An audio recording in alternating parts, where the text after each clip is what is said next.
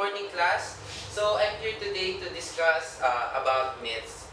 So does any one of you know about myths?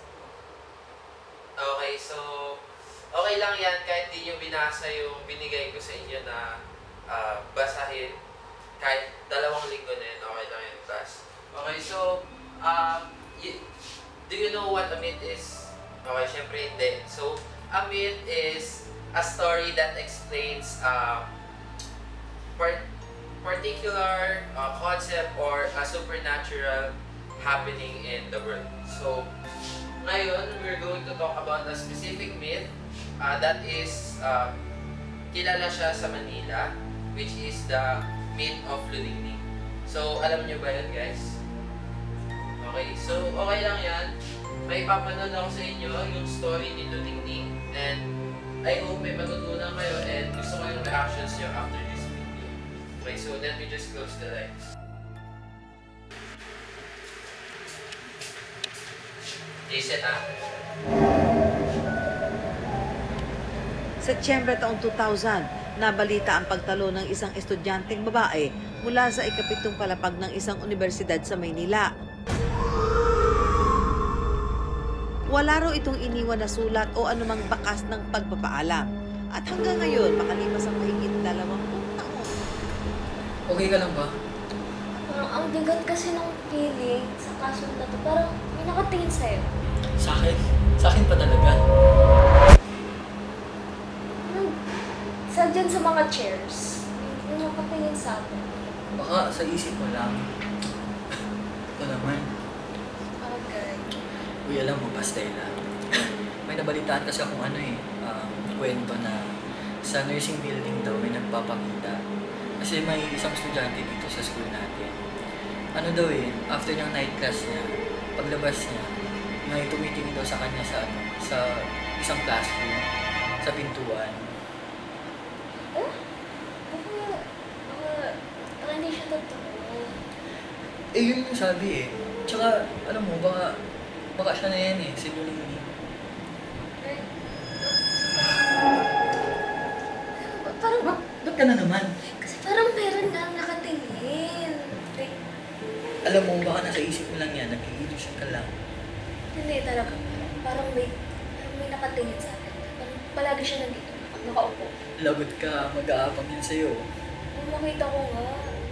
Hindi, pero baka ikaw makita mo. Ikaw Oo? nagsasabi. Wala, hindi ako naniniwala sa mga ganyan Ang lamig! Aircon lang yan.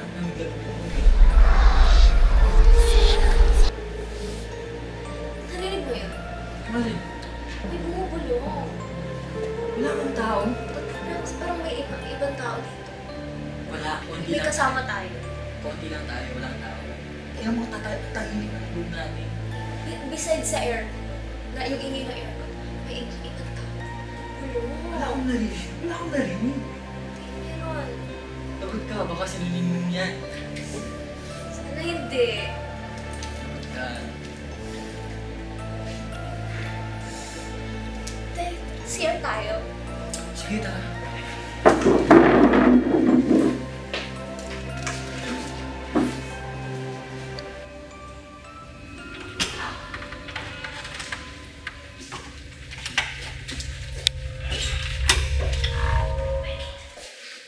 Dito na ako sa CR Di ba, magpapasama ko sa'yo sa CR? Dito na ang tayo-tayo. Kasi CR din ako Sige. Sige na.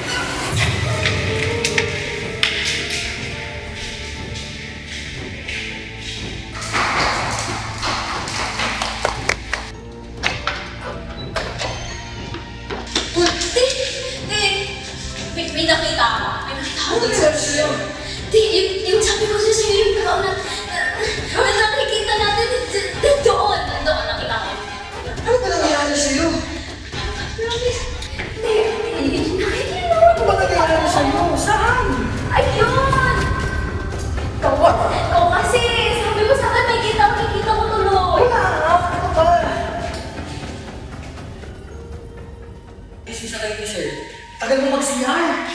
Ikaw naman. Kasi, sorry na rin ka. Sir, sorry po sir. Ito kasi si Stella, hindi ko alam ano mangyayari. Kayo, sabi niyo mag-CR lang kayo. Anong oras na? Tapos ngayon lang kayo babalik? Kasi sir, merong babae na papakita sa akin. Ano siya? Nakaputi. Nurse. Pakita sa'yo si Nuningning. Siguro siya yun. Alam mo, mag-iingat ka. Mag-alay ka, magdasal ka. Kasi sabi nila, yung pinapakitaan doon ni Nuningning, yung hinihingian niya ng tulong. Ano po ba yung tulong na kailangan niya? Paghingi ng station. Alam mo, Iha, umuwi na kayo. Mag-iingat kayong dalawa. Sige po sir.